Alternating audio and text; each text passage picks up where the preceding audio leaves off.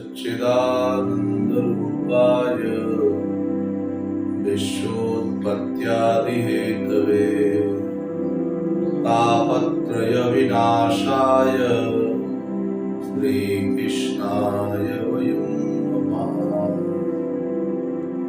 मङ्गलं भगवान् विष्णु मङ्गलं गरुडध्वज मङ्गलं पुण्डरीकाक्ष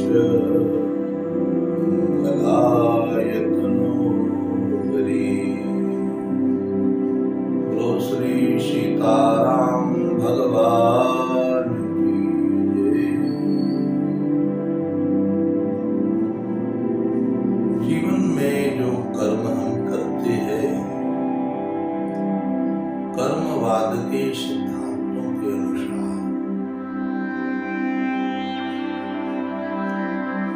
कर्म ही मूल है।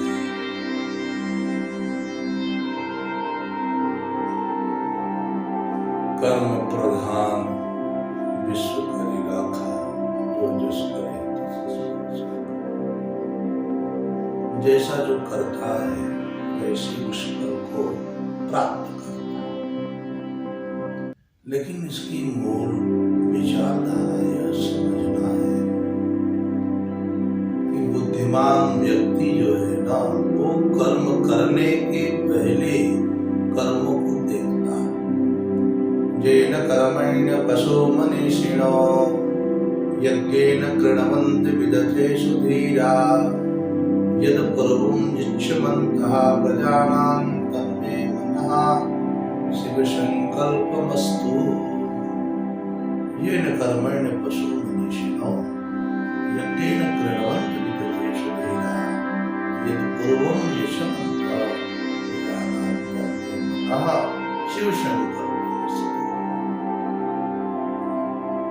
वो जिस भी कर्म को करते हैं उस कर्म को पहले देखते हैं।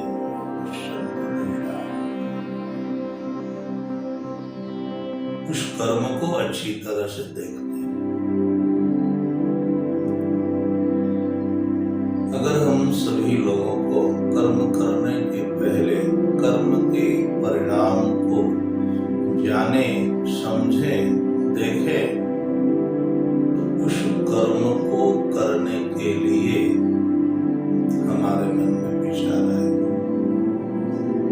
चोरी का कर्म अगर कोई चोरी करता है और उस कर्म करने के पहले किसी चोर को उस चोरी के परिणाम को भोगते हुए अगर वह देख रहा है तो स्वाभाविक रूप से बुद्धिमान व्यक्ति उस कर्म को न करने का संकल्प अपने मन में अवश्य लेगा।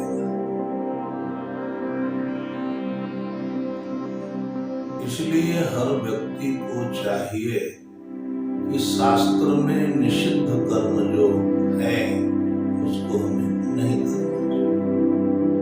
वो प्रयोगित है, प्रमाणित है, ऐसा हमें स्वीकार कर लेना चाहिए। तो येन कर्मेण पशो मनीषिणो यज्ञेन कृणवन्ति विदथेषु धीरा। जो धैर्यवान है, जो ज्ञानवान है, इसलिए वही उस कर्म को अच्छी तरह देखते हैं। इन कर्मों के परिणाम क्या होंगे? मन में उसके प्रति भय उत्पन्न होता है और उसका परिणाम यह होता है कि हम दूषित कर्म करने से बच जाते हैं, जो दोषयुक्त कर्म करने से बच जाते हैं। यज्ञार्थः कर्मणो यन्त्रः लोको अयं कर्म बन्धनः तदर्थः कर्म कौन्तेय मुक्त संग समाचरे। यज्ञार्थ ही कर्म करने से ही कर्म बंधन नहीं लगता। लोको अयं कर्म बंधन, लौकिक कर्म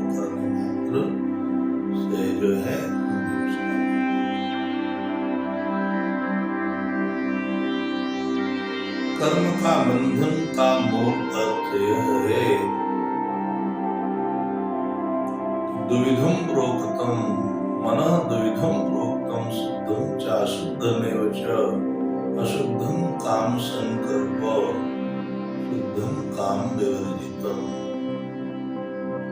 अशुद्ध मन वो है जिसमें अनेक प्रकार की सांसारिक कामनाएं उत्पन्न हो रही हैं।